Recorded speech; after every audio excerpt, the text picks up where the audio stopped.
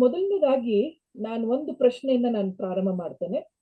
ಈ ಒಂದು ಮೂಢನಂಬಿಕೆಗಳಿಂದ ಹೊರ ಬರುವಂಥದ್ದು ಅಂದ್ರೆ ಅದರಿಂದ ಯಾವ ರೀತಿಯಲ್ಲಿ ನಾವು ಅದನ್ನ ಜಯಿಸ್ಬೋದು ಅನ್ನುವಂತಹ ಒಂದು ಪ್ರಶ್ನೆಗೆ ಉತ್ತರ ನಮ್ಮ ರವಿಚಂದ್ರನ್ ಸರ್ ಅವರಿಂದ.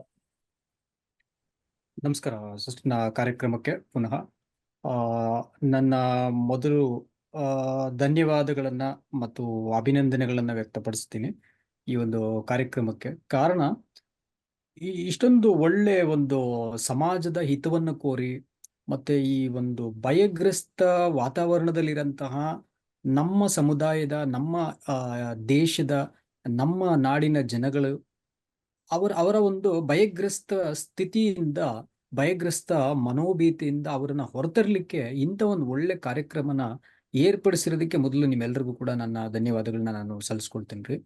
ಈಗ ನಾವು ಕಳೆದ ವಾರ ನೀವು ಹೇಳಿದಂತೆ ಕಳೆದ ತಿಂಗಳಲ್ಲಿ ಒಂದು ಕಾರ್ಯಕ್ರಮವನ್ನು ಮಾಡುವಾಗ ಮೂಢನಂಬಿಕೆ ಅಂದ್ರೆ ಏನು ಅನ್ನೋಂಥದ್ರ ಬಗ್ಗೆ ಅಷ್ಟೇ ಮಾತಾಡಿದ್ವಿ. ಆದ್ರೆ ಈಗ ಇದರಿಂದ ಹೊರಗೆ ಬರೋಂಥದ್ದು ಹೇಗೆ ಅನ್ನೋಂಥ ಒಂದು ವಿಷಯದಲ್ಲಿ ನಾವು ಹೇಳ್ಬೇಕಾದ್ರೆ ನೋಡಿ, ಮೊದಲೇ ಆ ಶಬ್ದದ ಬಳಕೆನೆ ನಮಗೆ ಮೂಢ ಮತ್ತು ನಂಬಿಕೆ ಅಂತ ಬಂದ್ಬಿಡೋದಾದ್ರೆ ನೋಡಿ, ಮೂಢ ಅಂದಿದ ತಕ್ಷಣ ಬುದ್ಧಿ ಇಲ್ಲ ಅನ್ನುವಂಥದ್ದು.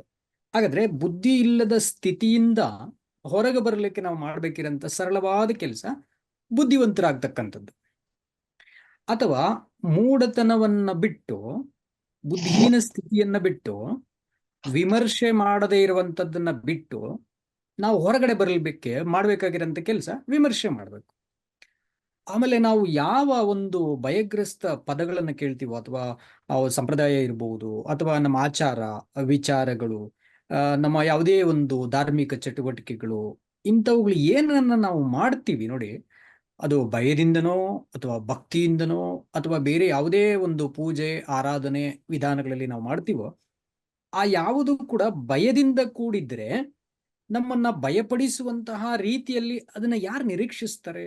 ಈಗ ಯಾವುದೇ ಧರ್ಮ, ದೇವರು ಆಚರಣೆ ಕಟ್ಟುಪಾಡಂತ ಬಂದ್ರು, ಯಾವುದೋ ಒಬ್ಬರು ದೇವರಿದ್ದಾರೆ, ಆ ದೇವ್ರು ಏನ್ ಮಾಡ್ತಾ ಇದ್ದಾರೆ ಅಂತಂದ್ರೆ, ನಾನು ಈ ರೀತಿ ನಡ್ಕೊಂಡಿಲ್ಲ ಅಂದ್ರೆ ಆ ದೇವರು ಶಿಕ್ಷಿಸ್ಬಿಡ್ತಾರೆ, ನಾನು ಈ ರೀತಿ ಮಾಡ್ಲಿಲ್ಲ ಅಂದ್ರೆ ಆ ಧರ್ಮದ ಸೂತ್ರಗಳನ್ನ ನನ್ನ ಶಿಕ್ಷಿಸ್ಬಿಡ್ತವೆ, ಅಥವಾ ನಾನು ಈ ಆಚಾರವನ್ನ ನೆರವೇರಿಸಲಿಲ್ಲ ಅಂದ್ಬಿಟ್ರೆ ನಾನು ಯಾವ ಒಂದು ಸಂಸ್ಥೆ ಅಥವಾ ದೇವಸ್ಥಾನ ಒಂದು ಇದಕ್ಕೆ ನಾನು ಏನ್ರಿ ಜೊತೆಯಲ್ಲಿ ಇದೀನೋ ಅವ್ರು ಇದನ್ನ ತಪ್ಪಾಗಿ ತಿಳ್ಕೊಂತಾರೆ. ಅಂದ್ರೆ ಅವರ ಒತ್ತಡಕ್ಕೆ ಇದನ್ನ ಮಾಡಬೇಕು ಅಂತ ಬಂದ್ರೆ, ಅದು ದೇವರಿರ್ಲಿ, ಸಂಸ್ಥೆ ಇರ್ಲಿ, ದೇವಸ್ಥಾನ ಇರ್ಲಿ, ಧಾರ್ಮಿಕ ಮುಖಂಡರು, ನಾಯಕರಿರ್ಲಿ, ಅವರ ಒತ್ತಡಕ್ಕಂತ ಮಾಡಿದ್ರೆ ಇದು ಹೇಗಿದೆ ಅಂದ್ರೆ, ಮಕ್ಕಳನ್ನ ನಾವು ಭಯಪಡಿಸ್ತೀವಿ ಅಂತ ಹೇಳಿ ನನ್ನನ್ನು ಪ್ರೀತಿಸು, ಇಲ್ಲಾಂದ್ರೆ ನಿನ್ನನ್ನು ನಾನು ಹಿಂಸೆ ಕೊಟ್ಬಿಡ್ತೀನಿ, ನಿನ್ನನ್ನು ಯಾತನೆಗೊಳಪಡಿಸ್ತೀನಿ, ನೀನು ಇದನ್ನ ಮಾಡ್ಲಿಲ್ಲ ಅಂದ್ರೆ ನಿನ್ನನ್ನು ಕ್ರೂರವಾಗಿ ಶಿಕ್ಷಿಸ್ಬಿಡ್ತೀನಿ ನಾನು ಅಂತ ಹೇಳ್ದಂಗೆ ಆಗ್ತದೆ. ಸೊ ಖಂಡಿತ ನಾವು ಈ ಕೃತಕವಾದ ಪ್ರೀತಿಯನ್ನ, ಹೆದರಿಸಿ ಪಡೆಯೋ ಪ್ರೀತಿಯನ್ನ, ಭಯಪಡಿಸಿ ಪಡೆಯುವಂತ ಪ್ರೀತಿಯನ್ನ ನಾವೇ ಅನುಭವಿಸ್ಲಿಕ್ಕೆ ನಮ್ಗೆ ಇಷ್ಟ ಇರಲ್ಲ. ಮನುಷ್ಯರಾಗಿ ಮೂಢರಾಗಿರುವಂತವರಿಗೆ ಇಷ್ಟ ಇಲ್ಲದಿರುವಂಥದ್ದನ್ನ ಒಬ್ಬ ಬುದ್ಧಿವಂತನಾದ ದೇವರು, ಒಬ್ಬ ಸರ್ವಜ್ಞಾನಿಯಾದ ದೇವರಾಗಿರೋಂಥವ್ರು, ಯಾವುದೇ ಧರ್ಮ ತಗೊಳ್ಳಿ ನೀವು, ಇಂಥ ಧರ್ಮ ಅಂತಲ್ಲ, ಯಾವುದೇ ಧರ್ಮ ತಗೊಳ್ಳಿ, ಒಬ್ಬ ಬುದ್ಧಿವಂತ ಸರ್ವಜ್ಞಾನಿಯಾಗಿರೋಂಥ ದೇವರು ಭಯಪಡಿಸಿ ಭಯಪಡಿಸಿ ಭಯಪಡಿಸಿ ನಮ್ಮನ್ನ ಹೆದರಿಸಿ ಪ್ರೀತಿಸ್ರಿ, ನನಗೆ ವಿಧೇಯರಾಗ್ರಿ ಅಂತ ಹೇಳೋದು ಹೇಗಿರುತ್ತೆ ಅಂದ್ರೆ, ಅದೊಂದು ಮಾನವೀಯ ಯೋಚನೆಗಿಂತ, ಮಾನವೀಯ ನಿರೀಕ್ಷೆಗಿಂತ ಕೆಳಮಟ್ಟದ್ದಾಗಿರ್ತದೆ ಅದು. ಹಾಗಾದ್ರೆ ಅಷ್ಟೊಂದು ಕೆಳಮಟ್ಟಕ್ಕೆ ದೇವರನ್ನವ್ರು ಎಳಿತಾರ? ಅಷ್ಟು ಕೆಳಮಟ್ಟಕ್ಕೆ ಒಂದು ಧರ್ಮ ಅಂತ ಹೇಳಿದ್ ಬಿಟ್ರೆ, ಮತ ಅಂತ ಹೇಳಿದ್ರೆ, ಆ ಧರ್ಮದ ಸೂತ್ರಗಳನ್ನ ಧರ್ಮ ಅಂತ ಕರೀಲಿಕ್ಕೆ ಹೇಗೆ ಸಾಧ್ಯವಾಗ್ತದೆ? ಅಥವಾ ನಾವು ಇನ್ನು ಸ್ವಲ್ಪ ವಿಶಾಲವಾಗಿ ಯೋಚನೆ ಮಾಡೋದಾದ್ರೆ, ಯಾವುದೇ ಒಂದು ಭಯಪಡಿಸುವಂತಹ ವಿಷಯಗಳನ್ನ ಎದುರಿಸಿ ನೋಡಿದಾಗ, ಅದು ಏನೇ ಆಗಿರ್ಲಿ, ಸರಿ ಈ ಭಯವನ್ನ ನಾನು ತೆಗೆದು ಬಿಡ್ತೀನಿ, ಏನಾಗುತ್ತೋ ನೋಡೋಣ ಅಂತ ಪ್ರಯತ್ನಿಸುವಾಗ ಏನೂ ಆಗದೆ ಹೋಗುತ್ತೆ ನೋಡಿ, ಅದನ್ನ ನಗಪಾಟಲಿಗೆ ಗುರಿ ಆಗ್ಬಿಡ್ತೀವಿ. ಸೊ ಯಾವುದರಿಂದ ನಾವು ಭಯ ಪಡ್ತಾ ಇರ್ತೀವೋ ಅದನ್ನ, ಉದಾಹರಣೆಗೆ ನಮ್ಮ ಏನ್ರಿ ಡಾಕ್ಟರ್ ಅಂಬೇಡ್ಕರ್ ಅವರು ಮನಸ್ಸು ಇಂಥ ಒಂದು ಹಿಂದೂ ಧಾರ್ಮಿಕ ಗ್ರಂಥವನ್ನ ಅವ್ರು ಏನ್ ಮಾಡ್ಬಿಟ್ರು ಅಂತಂದ್ರೆ, ತಗೊಂಡೋಗಿ ಅವರು ಪಬ್ಲಿಕ್ ಅಲ್ಲಿ ಬೆಂಕಿ ಇಟ್ಟು ಸುಡುತ್ತಾರೆ. ಇದನ್ನ ಮಾಡಿದ್ರೆ ಏನೋ ಆಗ್ಬಿಡ್ತದೆ ಅನ್ನುವಂತಹ ಒಂದು ನಂಬಿಕೆಯನ್ನ ಸಾವಿರಾರು ವರ್ಷಗಳಿಂದ ಏರಿದ್ದಂಥದನ್ನ ನಾವು ನೋಡ್ತೀವಿ ಇಡೀ ಭಾರತ ದೇಶದಲ್ಲಿ. ಹೌದು, ಈಗ ಹೇಳ್ತಾರಲ್ಲ, ಹೇಳ್ಬೇಕು ಅಂದ್ರೆ ಒಂದು ದೇವಸ್ಥಾನದಲ್ಲಿ ನೀವು ಸೋಮವಾರ ಹೋಗಿ ಅದು ಈಶ್ವರನ ದೇವಸ್ಥಾನಕ್ಕೆ ಹೋಗಿ ಕಾಯುವುದು, ಇದು ತೆಂಗಿನಕಾಯಿ ಎಲ್ಲ ಹೊಡೆದು ಬರ್ರಿ. ಅಲ್ಲ, ಅಂದ್ರೆ ಒಂದು ಪರ್ಟಿಕ್ಯುಲರ್ ದಿನ ಅದು, ಆ ದಿವಸಕ್ಕೆ ಹೋಗಿ ಮಾಡ್ಬರ್ರಿ ಅಂದ್ರೆ ಒಂದು ನ್ಯೂಟ್ರಿಷನ್ ಫುಡ್ ನಿಮಗ್ ಸಿಗತ್ತೆ ಅಂತ ಹೇಳಿ ಇದ್ ಮಾಡಿರ್ತಾರೆ. ಅದ್ರಲ್ಲಿ ಏನಾಗತ್ತೆ, ಅಯ್ಯೋ ನೀನ್ ಹೋಗಿಲ್ಲ ದೇವಸ್ಥಾನಕ್ಕೆ ಅದಕ್ಕೆ ಹಂಗಾಗಿರೋದು, ಅದಕ್ಕೆ ನಿಂಗೆ ಒಂಥರ ಹಾ ಕೆಟ್ಟ, ಅದು ಆಗದ್ ಆಗ್ತಾ ಇರುತ್ತೆ. ಅದ್ ಏನಿರ್ತ ನಾವ್ ಪ್ರಯತ್ನ ಮಾಡಿಲ್ಲ, ಕೆಲ್ಸ ಆಗಿಲ್ಲ. ಕರೆಕ್ಟ್. ಅದು ಅಲ್ಲಿ ಏನಾಗತ್ತೆ, ಅಲ್ಲಿ ಏನ್ ಮಾಡ್ಬಿಡ್ತಾರೆ, ಬಿಂಬಿಸ್ತಾರೆ ಮಧ್ಯದಲ್ಲಿ. ಓ ನೀನ್ ಅದಕ್ಕೆ ಹಂಗಾಗಿರೋದು, ಇಲ್ಲ ನೀವು ಬರ್ಲೇಬೇಕು ಹಂಗಾಗತ್ತೆ, ಇಲ್ಲ ನೀವು ಅಷ್ಟೊಂದು ಕೊಡ್ಬೇಕು, ಇದು ಕೊಡ್ಬೇಕು. ಮೂಢನಂಬಿಕೆ ಅಂತ ನಾವು ನೋಡ್ಬೇಕಾದ್ರೆ ಇವತ್ತು ಲೋಕದಲ್ಲಿ ಅದೊಂಥರ ದೊಡ್ಡ ಆಲ್ಮರ ತರ ಬೆಳೆದ್ಕೊಂಡ್ ನಿಂತ್ಕೊಂಡ್ಬಿಟ್ಟಿದೆ. ಯಾಕೆ ಅಂತಂದ್ರೆ ಬಿಡಕ್ಕೂ ಆಗಲ್ಲ, ಸುಮ್ನೆ ಇರಕ್ಕೂ ಆಗಲ್ಲ, ಆ ರೀತಿಯಾಗಿ ಆಗ್ಬಿಟ್ಟಿದೆ. ಹೆಂಗೆ ಅಂದ್ರೆ ಜನಗಳ ಮನಸ್ಸಿನಲ್ಲಿ ತುಂಬಾ ಭಯದ ವಾತಾವರಣ. ಇದೇನು ಇದು ಮಾಡದೇ ಇದ್ರೆ ಏನಾಗ್ತದೆ, ಅಥವಾ ಮಾಡಿದ್ರೆ ಏನಾಗ್ತದೆ ಅನ್ನೋ ಒಂದು ಸಾಮಾಜಿಕ ತಿಳುವಳಿಕೆ ಇರಲ್ಲ, ವೈಜ್ಞಾನಿಕ ಮನೋಭಾವ ಇರಲ್ಲ.